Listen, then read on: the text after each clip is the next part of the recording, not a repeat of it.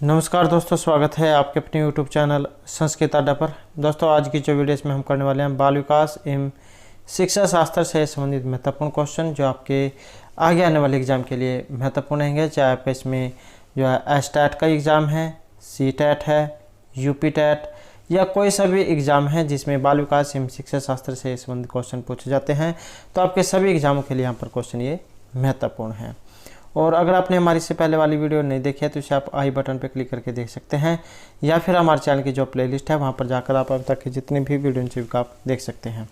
और वीडियो शुरू करने से पहले अगर आपने अब तक हमारे चैनल को सब्सक्राइब नहीं किया तो सब्सक्राइब कर लो और साथ में घंटे वाले कोने से दबाकर आप ऑल पे क्लिक जरूर कर लीजिएगा, जिससे आपको हमारे आने वाली वीडियो उसकी नोटिफिकेशन मिलती रहेगी। और दोस्तों, वीडियो को लाइक कमेंट और शेयर जरूर कीजिएगा।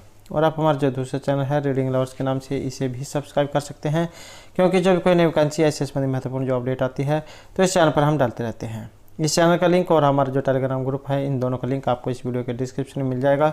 तो वहाँ से जो आप हमारे जो ये टेलीग्राम ग्रुप है वहाँ पर पहुँच सकते हैं, और जो हमारा चैनल है वहाँ पर भी आप पहुँच सकते हैं। और जीके क्वेश्चन जो उसके लिए भी आप इस चैनल को सब्सक्राइब जरूर कर लीजिएगा। तो पहला यहाँ पर हमारा जो क्वेश्चन है बाल विकास एवं शिक्षा शास्त्र से है। तो इनमें से कौन सा कथन विकास के बारे में एक सत्य नहीं है? तो यहाँ पर विकास के बारे में एक कथन यहाँ पर सत्य नहीं है, और कौन सा है? और यहाँ पर आपको भी जाए इसमें सोचने के लिए अवसर दिया जाएगा, ताकि आप भी जाए यहाँ पर सही आंसर की पहचान कर पाओ। तो विकास अंतः क्रिया का एक फल है। विकास एक व्यवस्थित श्रृंखला का अनुगामी है। विकास एक व्यक्तिगत प्रक्रिया है, या फिर विकास विशेष से बनने की ओर होता है। तो यहाँ पर एक कथन में से सत्य नहीं है, और वो कौन सा है? तो ये जो ऑप्शन 4 जो आपको दिखाई दे रहा है, यही यहाँ पर सत्य इनमें नहीं है कि विकास विशेष से बनने की ओर होता है। बालक का विकास जो है ये सामान्य क्रियाओं से विशेषता की ओर होता है। किससे होता है? सामान्य क्रियाओं से विशेषता की ओर, न कि विशिष्ट क्रियाओं से सामान्य की ओर। अर्थात यहाँ पर ये उल्टा दे रखा है, यहाँ पर सामान्य से विशिष्ट की ओर इस प्रकार से होना चाहिए था। पहले वह सभी व्यक्तियों को पापा कहकर संबोधित करता है, किंतु धीरे धीरे वह केवल पिता को ही पापा कहकर संबोधित करने लग जाता है। आपने छोटा बच्चा देखा होगा, जब वो छोटा होता है सभी को पापा मम्मी इस प्रकार से बोलता है, बाबा। लेकिन जैसे जैसे उसका विकास होता चल जाता है, वो पहचानने लग जाता है कि ये मेरे बाबा है, ये मेरे पापा है, मेरी मम्मी है। तो इस प्रकार से जब वो पहचानने लग जाता है। नेक्स्ट यहाँ पर बालकों की सोच अमूर्तता की अपेक्षा मूर्त अनुभव एवं प्रत्यय से होती है, तो वह अवस्था है। तो बालकों की सोच अमूर्तता की अपेक्षा मूर्त अनुभव एवं प्रत्यय से होती है। तो ये अवस्थाएं कौन सी हैं, या फिर ये अवस्थाएं जो यहाँ पर बताई गई है किन के अनुसार है? ये जो जेन पियाजे जो है इन्होंने समज्ञानात्मक विकास की 4 अवस्थाएं बताई थी। तो 0 से अर्थात जन्म से 2 वर्ष तक की, 2 से 7 साल की, 7 से 11 की, और फिर 11 से इससे आगे की। तो इस प्रकार की 4 अवस्थाएं इन्होंने बताई थी, और यहाँ पर जो माना गया है तो ऑप्शन 1 वाला माना गया। 7 से 11 वाली जो अवस्था है ये मूर्त अनुभव प्रत्यय की अवस्था यहाँ पर बताई गई है। मूर्त मतलब होता है जो हमारे सामने कोई चीज़ है उसे देखकर हम जो कुछ सीख रहे हैं। तो जेन पियाजे जो है इनके द्वारा प्रतिपादित समज्ञानात्मक विकास की मूर्त से क्रियात्मक अवस्था, जो 7 से 11 वर्ष के अनुसार बच्चा मूर्त घटनाओं के संबंध में युक्तियुक्त तर्क कर सकता है और वस्तु को विभिन्नता समूह में वर्गीकृत कर सकता है। तो ये जो है अमूर्तता की अपेक्षा मूर्त अनुभव प्रत्यय की अवस्था जो मानी गई है 7 से 11 वर्ष की। नेक्स्ट है यहाँ पर मानव विकास की दोनों के योगदान का परिणाम है। अभिभावक एवं अध्यापक का, सामाजिक एवं सांस्कृतिक कारकों का, वन संकर एवं वातावरण का, या इनमें से कोई सा भी नहीं। तो मानव विकास की इन दोनों के योगदान का परिणाम है, और यह है वन संकर्म और वातावरण का। ये जो लैंडिस जो मनोवैज्ञानिक है उनके अनुसार यदि वन संकर्म है विकसित होने की क्षमता प्रदान करता है, तो इन क्षमताओं को विकसित करने के लिए हमें वातावरण की आवश्यकता पड़ती है। तो ये वन संकर्म और वातावरण जो है इसका सबसे ज़्यादा प्रभाव जो हमारे जीवन पर पड़ता है, हम कैसे वातावरण में रह रहे हैं। नेक्स्ट क्वेश्चन है यहाँ पर निम्न में से कौन जेन पियाजे के अनुसार बौद्धिक विकास का एक निर्धारक तत्व नहीं है? तो जेन पियाजे के अनुसार बौद्धिक विकास का एक निर्धारक तत्व यहाँ पर नहीं है, और वो इनमें कौन सा है? और वो है यहाँ पर ऑप्शन 1 वाला, सामाजिक संचरण। तो जिन पियाजे जो इनके अनुसार किसी बालक के बौद्धिक विकास के निर्धारण में सामाजिक संचरण एक निर्धारक तत्व यहाँ पर इसमें नहीं है। नेक्स्ट क्वेश्चन है, विशेषज्ञता वाले बच्चों को पढ़ाने के लिए निम्नलिखित में से कौन सी व्यूह रचना अधिक उपयुक्त होती है? अधिकतम बच्चों को सम्मिलित करते हुए कक्षा में चर्चा करना, विद्यार्थियों को सम्मिलित करते हुए अध्यापक द्वारा निर्देशन, सहकारी अधिगम, पीयर ट्यूटरिंग, सहपाठी द्वारा अनुशिक्षण, अध्यापन के लिए योग्यता आधारित समूहीकरण। और इसमें रहेगा ऑप्शन 3 वाला है, सहकारी अधिगम और पीयर ट्यूटरिंग, सहपाठी के द्वारा अनुशिक्षण। क्योंकि बच्चे जो होते हैं परस्पर क्रियाएं जो होती हैं उनके माध्यम से जल्दी सीखते हैं, जैसे कोई समूह है, क्योंकि सभी बच्चे जो अपने अपने बारे में जो है वहाँ पर बताते हैं और उन्हें अलग अलग बातें जो सीखने को मिलती हैं। नेक्स्ट है यहाँ पर समस्या के अर्थ को जानने की योग्यता, वातावरण के दोषों, कमियों और रिक्तियों के प्रति सजगता, ये विशेषता है। प्रतिभाशाली बालकों की, स्मरणीय बालकों की, सृजनशील बालकों की, इनमें से कोई भी नहीं। तो समस्या के अर्थ को जानने की जो योग्यता है और वो कही गई यहाँ पर सृजनशील बालकों की।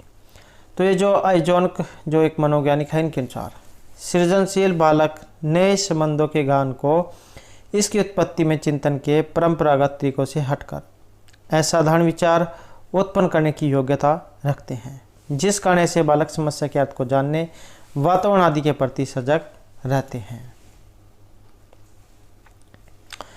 नेक्स्ट है यहाँ पर, एक कॉलेज जाने वाली लड़की ने फर्श पर कोट फेंकने की आदत डाली है। लड़की के मां ने उससे कहा कि कमरे से बाहर जाओ और कोट को खूंटी पर टांगो। लड़की अगली बार घर में प्रवेश करती है, कोट को हाथ पर रखकर अलमारी की तरफ जाकर कोट को खूंटी पर टांग देती है। तो ये इनमें से किसका उदाहरण है? श्रृंखलागत अधिगम, उद्दीपन अनुक्रिया, प्रत्याधिगम या इन सभी का? और ये जो माना गया है यहाँ पर श्रृंखलागत अधिगम जो है, इसका उदाहरण यहाँ पर ये माना गया है। नेक्स्ट क्वेश्चन हमारे यहाँ पर, बाह्य अभिप्रेरणा में समावेशित किया जाएगा प्रशंसा, दोषारोपण, प्रतिद्वंदिता, पुरस्कार एवं दंड, परिणाम का ज्ञान, ए और 2। तो इनमें से कौन सा सही है? तो बाह्य अभिप्रेरणा में समावेशित किया जाएगा और यहाँ पर है ऑप्शन 4 ये। तो इन सभी को पुरस्कार एवं दोषारोपण, प्रतिद्वंदिता, पुरस्कार एवं दंड और परिणाम के ज्ञान को।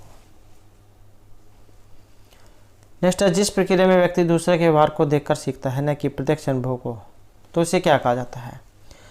तो जिस प्रक्रिया में व्यक्ति दूसरे के व्यवहार को देखकर सीखता है, सामाजिक अधिगम, अनुबंधन, प्रायोगिक अधिगम या आकस्मिक अधिगम। और इस प्रकार का जो अधिगम होता है इसे सामाजिक अधिगम कहा गया है। जब व्यक्ति दूसरे के व्यवहारों को देखकर सीखता है तो इस प्रक्रिया में वह अपना सामाजिक विकास कर रहा होता है और इस प्रकार का अधिगम फिर ये सामाजिक अधिगम कहलाता है। अगला क्वेश्चन है, अधिगम निर्योग्यता का लक्षण है। भागने की प्रवृत्ति का होना, अशांत ऊर्जावान विध्वंसक होना, अवधान संबंधी बाधा विकार या फिर अभिप्रेरणा का अभाव। तो अधिगम निर्योग्यता का जो लक्षण है और ये है ऑप्शन 3 वाला, अवधान संबंधी बाधा विकार। नेक्स्ट क्वेश्चन है यहाँ पर, अधिगम को प्रभावित करने वाले जो व्यक्तिगत कारक हैं, संचार के साधन, संवेदक समूह, अध्यापक या परिपक्वता एवं आयु। तो अधिगम को प्रभावित करने वाले यहाँ पर व्यक्तिगत कारक और ये है ऑप्शन 4 यहाँ पर, परिपक्वता एवं आयु। अगला क्वेश्चन है, जब एक क्रिकेट खिलाड़ी अपनी गेंदबाजी के कौशल को विकसित कर लेता है, यह उसके बल्लेबाजी के कौशल को प्रभावित नहीं करता, तो इसे क्या कहते हैं? विधेयात्मक प्रशिक्षण अंतरण, निषेधात्मक प्रशिक्षण अंतरण, शून्य प्रशिक्षण अंतरण या इनमें से कोई सभी नहीं। जब एक खिलाड़ी अपनी गेंदबाजी के कौशल को विकसित कर लेता है पर यह उसके बल्लेबाजी के कौशल को प्रभावित नहीं करता, तो गेंदबाजी तो सीख ली लेकिन बल्लेबाजी को ये प्रभावित नहीं करेगा। तो इस प्रकार का जो यहाँ पर विकास जो होगा तो ये शून्य प्रशिक्षण अंतरण कहा जाएगा। तो ये जो क्रॉनबेक जो एक मनोवैज्ञानिक है, इनके मत के अनुसार अधिगम जो है ये अनुभव के परिणाम स्वरूप व्यवहार में परिवर्तन द्वारा व्यक्त होता है। क्रिकेट खिलाड़ी अपनी गेंदबाजी के कौशल को अपने अभ्यास के द्वारा विकसित कर लेता है, लेकिन बल्लेबाजी में उसका कौशल प्रशिक्षण शून्य रहा है। तो गेंदबाजी तो उसने अच्छी सीख ली लेकिन गेंदबाजी में कुछ अच्छा नहीं कर पाया। नेक्स्ट है, इनमें से कौन सा कथन किसी व्यक्ति के मानसिक स्वास्थ्य को उत्तम रूप से प्रदर्शित करता है? तो यहाँ पर इनमें कौन सा कथन है जो किसी व्यक्ति के मानसिक स्वास्थ्य को उत्तम रूप से प्रदर्शित करेगा? पूर्ण अभिव्यक्ति, संगतिकरण और सामान्य लक्षण की ओर निर्देशन, मानसिक विकारों का न होना, या व्यक्तित्व के विकार से मुक्ति, या इन सभी का होना। और इसमें जो रहेगा तो यह है ऑप्शन 1 वाला, पूर्ण अभिव्यक्ति, संगतिकरण और सामान्य लक्षण की ओर निर्देशन। नेक्स्ट क्वेश्चन है हमारे यहाँ पर सिगमंड फ्रायड, जीन पियाजे, अन्य मनोवैज्ञानिकों ने व्यक्तित्व विकास की विभिन्न अवस्थाओं के संदर्भ में व्याख्या की है, परंतु पियाजे ने कहा कि विकास की अवस्थाएं वातावरण से निर्धारित होती है। शैशवावस्था के अनुभव ही अधिक प्रभावित करते हैं, बाकी अवस्थाओं की सीमित होते हैं। विभिन्न अवस्थाओं को समझाने के लिए संज्ञानात्मक बदलाव के विषय में कहा, या इनमें से कोई सभी नहीं। और यहाँ पर जो रहेगा तो ये ऑप्शन 3 वाला है, विभिन्न अवस्थाओं को समझाने के लिए संज्ञानात्मक बदलाव के विषय में कहा है।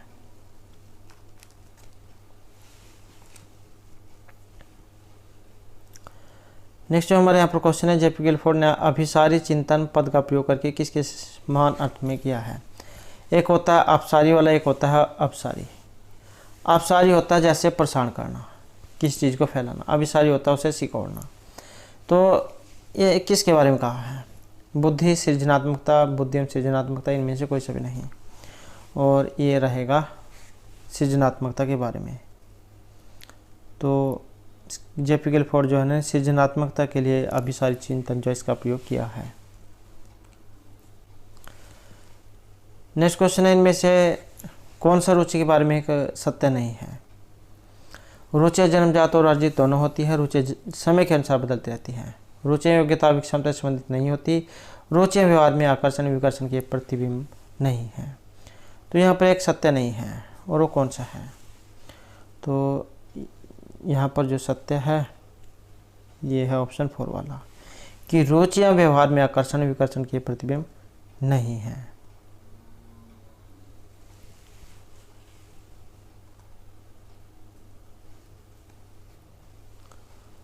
नेक्स्ट क्वेश्चन जो है यहाँ पर ये अभिवृत्ति से है। अभिवृत्ति एक भावात्मक प्रवृत्ति जो अनुभव के द्वारा संगठित होकर किसी मनोवैज्ञानिक वस्तु के प्रति पसंदगी या नापसंदगी के रूप में प्रतिक्रिया करती है। एक ऐसी विशेषता जो व्यक्ति की योग्यता का परिचय है, जिसे किसी प्रदत्त क्षेत्र में विशिष्ट प्रशिक्षण, ज्ञान अथवा कौशल से सीखा जा सकता है। व्यक्ति की बीजभूत क्षमता जो कि विशिष्ट प्रकार की होती है, ये इनमें से कोई सभी नहीं। तो अभिवृत्ति जो मानी गई है तो ये ऑप्शन 1 वाला यहाँ पर रहेगा। अभिवृत्ति क्या है? जो अनुभव के द्वारा संगठित होकर किसी मनोवैज्ञानिक वस्तु के प्रति पसंदगी या नापसंदगी के रूप में प्रतिक्रिया करती है।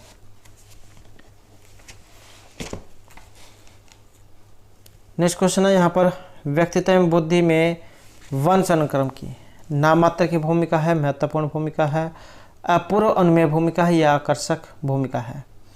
तो व्यक्तित्व एवं बुद्धि में वंश अनुक्रम की क्या होती है? महत्वपूर्ण भूमिका है। व्यक्तित्व एवं बुद्धि में वंश अनुक्रम की महत्वपूर्ण भूमिका होती है। नेक्स्ट क्वेश्चन है, जिन इच्छाओं की पूर्ति नहीं होती उनका भंडार गृह निम्न में से कौन सा है? इदम अहम, परम अहम, या इदम एवं अहम? तो जिन इच्छाओं की पूर्ति नहीं होती और उन्हें जो माना गया है तो उन्हें आइडिया अर्थात इदम जो है माना गया है। और ये इनके बारे में जो बताया था तो ये सिगमंड फ्रायड जो मनोवैज्ञानिक है उन्होंने इनके बारे में बताया है। नेक्स्ट क्वेश्चन यहाँ पर, रक्षा तंत्र बहुत सहायता करता है हिंसा से निपटने में, दबाव से निपटने में, थकान या फिर अजन व्यूह से निपटने में। तो रक्षा तंत्र किस में सहायता करेगा? और ये करता है दबाव से निपटने में। अगला क्वेश्चन है, शारीरिक नियोग्यता वाले व्यक्ति के लिए निम्न में से कौन सी युक्ति रक्षा तंत्र में सबसे संतोषजनक होगी? तद आत्मीकरण, विवेकीकरण, अतिकल्पना, या इनमें से कोई सभी नहीं। तो शारीरिक नियोग्यता वाले व्यक्ति के लिए, और इसमें जो रहेगा तो ये ऑप्शन 3 वाला है, अतिकल्पना। तो शारीरिक नियोग्यता वाले व्यक्ति के लिए अतिकल्पना रक्षा तंत्र के लिए सर्वोत्तम होती है, और अतिकल्पना के माध्यम से ही व्यक्ति की बौद्धिक क्षमता का विकास होता है। नेक्स्ट जो हमारे यहाँ पर क्वेश्चन आएगा, बालक प्रसंग बोध परीक्षण 3 वर्ष से 10 वर्ष की आयु के बालकों के लिए बनाया गया है। इस परीक्षण में कार्ड में प्रतिस्थापित किया गया है सजीव वस्तुओं के स्थान पर निजी वस्तुओं को, लोगों के स्थान पर जानवरों को, पुरुषों के स्थान पर महिलाओं को या वयस्कों के स्थान पर बालकों को। तो बालक प्रसंगबोध परीक्षण जो 3 वर्ष से 10 वर्ष की आयु के बालकों के लिए बनाया गया है, और इसका जो संबंध है ये ऑप्शन 2 में रहेगा, लोगों के स्थान पर जानवरों को इसमें शामिल किया गया है। नेक्स्ट क्वेश्चन है हमारे यहाँ पर सृजनशीलता के पोषण के लिए एक अध्यापक को निम्न में से किस विधि की सहायता लेनी चाहिए? ब्रेनस्टॉर्मिंग, व्याख्यान विधि, दृश्य श्रव्य या इन सभी की। तो सृजनशीलता के पोषण के लिए एक अध्यापक को, और वो जो विधि है उसका नाम है ब्रेनस्टॉर्मिंग, विचार विस।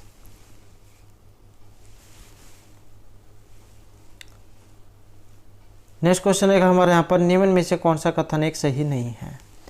आवश्यकता वंचना की शारीरिक अवस्था नहीं है, अंतर्नोद आवश्यकता का मनोवैज्ञानिक परिणाम है, आवश्यकता एवं अंतर्नोद समान नहीं है, बालिक समानांतर है, मूल प्रवृत्ति है, आंतरिक जैविक बल है। तो यहाँ पर एक कथन इनमें सही नहीं है, और यह है ऑप्शन 1 वाला कि आवश्यकता वंचना की शारीरिक अवस्था नहीं है, क्योंकि आवश्यकता जो है इसका संबंध भावात्मक स्तर से होता है। अगला क्वेश्चन है शिक्षा का अधिकार अधिनियम 2009 में एक अध्यापक के लिए न्यूनतम कार्य घंटे प्रति सप्ताह निर्धारित किए गए थे, 40, 45, 50 या 55 घंटे, और ये थे 45 घंटे।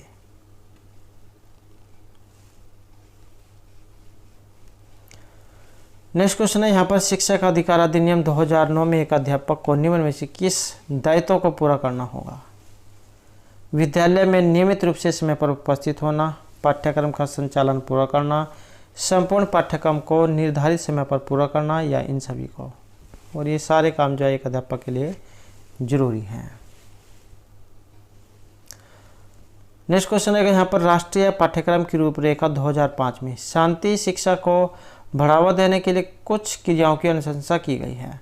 तो पाठ्यक्रम रूपरेखा में निम्न में से किसे सूचीबद्ध किया गया है? महिलाओं के प्रति आदर एवं जिम्मेदारी का दृष्टिकोण विकसित करने के लिए कार्यक्रम आयोजित किया जाए, नैतिक शिक्षा को बढ़ावा दिया जाए, या शांति शिक्षा को एक अलग विषय के रूप में पढ़ा जाए, या शांति शिक्षा को पाठ्यक्रम में सम्मिलित किया जाए। और इसमें जो माना गया है तो ऑप्शन 1 रहेगा, ये महिलाओं के प्रति आदर एवं जिम्मेदारी का दृष्टिकोण विकसित करने के लिए कार्यक्रम आयोजित किए जाएं। नेक्स्ट जो हमारे यहाँ पर क्वेश्चन है राष्ट्रीय पाठ्यचर्या की रूपरेखा 2005 में बातचीत की गई है। ज्ञान स्थायी है, वह दिया जाता है, से ज्ञान का विकास होता है और इसकी संरचना की जाती है। शैक्षिक केंद्र से विषय केंद्र होने पर, विद्यार्थी केंद्रित से अध्यापक केंद्रित तक की ओर, इनमें से कोई सभी नहीं। और इसमें जो रहेगा तो ये ऑप्शन 1 है। ज्ञान स्थायी है, दिया जाता है, से ज्ञान का विकास होता है और इसकी संरचना की जाती है।